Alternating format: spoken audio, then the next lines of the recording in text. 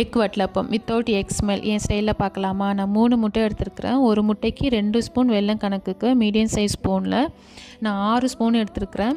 வெல்லம் ரொம்ப இனிப்பாக இருந்துச்சுன்னா அளவு கம்மி பண்ணிங்க, இல்லாட்டி ரொம்ப திகட்டும். நாட்டு சர்க்கரையாக இருந்தாலும் இதே அளவு தான். நாட்டு சர்க்கரை இருந்தால் பெஸ்ட் ஆப்ஷனல். நீங்கள் ஒயிட் சுகரில் தான் செய்யணும்னா ஒரு முட்டைக்கு 1 ஸ்பூன் ஒயிட் சுகர், இல்லாட்டி சுகரை கம்ப்ளீட்டாக அவாய்ட் பண்ணிவிட்டு வெறும் கண்டென்ஸ் மில்க் மட்டும் இதே அளவில் செஞ்சு பாருங்க. செம்ம டேஸ்ட்டாக இருக்கும். ஆனால் வெல்லத்தில் செஞ்சால் தான் மேஜிக்கே இருக்குது. நெக்ஸ்ட்டு இதுக்கு ஒரு பேஸ்ட் அரைக்கணும். நான் 3 முட்டைக்கு 7 முந்திரி 7 பாதாம் எடுத்துருக்கேன். அது 10 முந்திரி 10 பாதாமாக கூட எடுத்துக்கலாம்.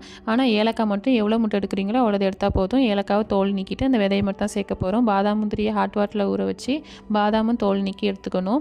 நெக்ஸ்ட்டு தேங்காய் ஒரு முடியில் 2 முடி இருக்கும்னா ஒரு தேங்காய்க்கு ஒரு முடியில் 3/4 தான் எடுத்துருக்கேன். தேங்காய் ரொம்ப சேர்த்தோம்னா நறுநறுப்பு தான் தெரியும் தவிர இந்த வட்டலப்பத்தோட சாஃப்ட்னஸ் இருக்காது.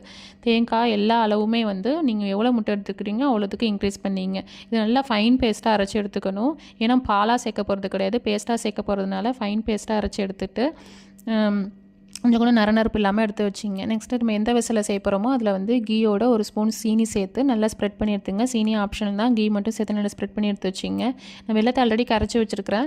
வெல்லமும் முட்டையும் சேர்த்து நம்ம மிக்சியில் அரைக்க போகிறோம். வெல்லம் தான் அரைக்கடி கரைச்சி வச்சாச்சேனே நம்ம சேர்த்து அடிக்கிறோம்னா இங்கே தான் மேட்ரே இருக்குது. ரெண்டையும் சேர்த்து அடித்தா தான் நம்ம ஸ்டீம் பண்ணி எடுக்கிறதுக்கு முன்னாடியே முட்டையோட ஸ்மெல் இங்கேயே காணா போயிடும். முட்டை சேர்த்த மாதிரியே இருக்கவே இருக்காது.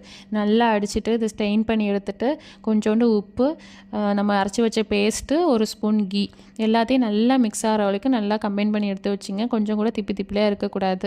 இது நல்லா இந்த வெசலில் ஊற்றிட்டு அவனில் 25 மினிட்ஸ் மீடியம் டு ஹை ஆப்ஷனில் ஸ்டீம் பண்ணி எடுத்துக்க போகிறேன். இட்லி சட்டியாக இருந்தாலும் 25 to 30 மினிட்ஸ் தான். குக்கராக இருந்தால் இன்னும் பெஸ்ட் ஆப்ஷனல். குக்கரில் இட்லி சட்டியில் அவிக்கிற மாதிரி தான், அதே சேம் மெத்தட் தான். ஆனால் குக்கரில் விசில் கணக்குனால ஈஸியாக வேலை முடிஞ்சிடும். ஃபஸ்ட் டைம் செய்கிறவங்க கூட அவன் இல்லாதவங்க குக்கரில் செஞ்சு பாருங்கள். 10 to 13 விசிலில் மீடியம் ஃப்ளேமில் வச்சு எடுத்தோம்னா சூப்பராக ஸ்டீம் ஆகி வந்துடும். நம்மளோட egg watalappam without egg smell. Trust me, கொஞ்சம் கூட முட்டை ஸ்மெல் இருக்கவே இருக்காது. முட்டை ஸ்மெல்னால் வட்டலப்பம் சாப்பிடாதவங்க கூட இதை சாப்பிடுவாங்க. ட்ரை பண்ணி பாருங்கள். நான் பெருநாளைக்கு எப்போவுமே ட்ரெடிஷ்னலாக செய்கிற மாதிரி அந்த மெத்தட் தான் செய்வேன்லாம். ஓகே, நீங்கள் எப்போவும் செய்கிற மாதிரி செய்யுங்க. ஆனால் இந்த ஒரு இதை இந்த இஃப்தார் டயத்தில் ஒரு டைம் செஞ்சு பார்த்தீங்கன்னா நீங்கள் கூட இதுக்கு செய்யலாம். ட்ரை பண்ணி பார்த்துட்டு எப்படி இருக்குன்னு சொல்லுங்கள்.